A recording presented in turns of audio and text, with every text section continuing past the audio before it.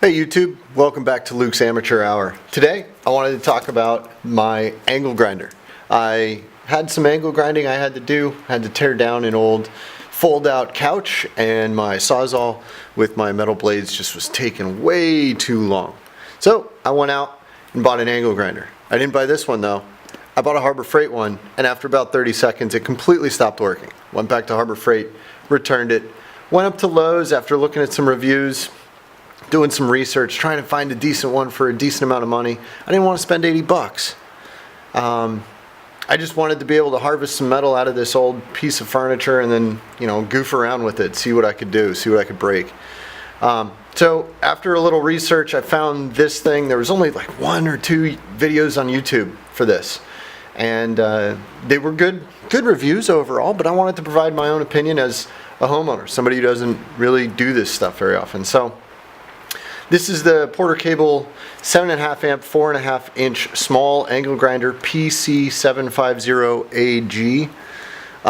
It runs 40 bucks at Lowe's. I've already opened it, I've already used it, so nothing broke. That's good. I keep it in my Homer box. This is Home Depot Homer box. They're 8 bucks. And if you find it at the right time, they come with a free coffee mug inside. So 8 bucks, you get a coffee mug and a decent hard plastic toolbox. It's not going to save the world, but it's going to work. So I keep it in there. This is the tool used to change the cutting wheels, or the wheels on the angle grinder. So I keep it up here in the tray. Put that there. And this is the angle grinder itself. So we'll get back to what the other stuff in there in a second. So it's pretty beefy. I mean, it's big. I wanted the rat tail. I didn't want the full length flat one. So this has got the rat tail. You can see I've used it a bit. It's got kind of a fixed guard on it. It's pretty heavy to turn, but it gets around there most of the ways. Right now I got a cutting wheel on here. You can see that the tool, just put it on here, you press the pin at the top, and you can lock and unlock the wheels on there. Pretty simple. I mean, it's an angle grinder, right? It's got the stay on trigger, so you can press it and hold, and the button on the side that'll do it. Good enough for me. I wasn't really running it very long. It ran really well though when I did need it. Pretty decent cable. It's got some real heft to it. It feels like a quality tool. The Harbor Freight one did not feel like a quality tool. So that was cool. Another feature I really liked was the castings on the top here. Again, not a metallurgical student or anything like that, but this felt really solid. It comes with a handle, and it's 3 positions. So, the handle's nothing special. It's cheap plastic with a screw in the end. But it's got 3 positions, so like this position you could do something like this and get down.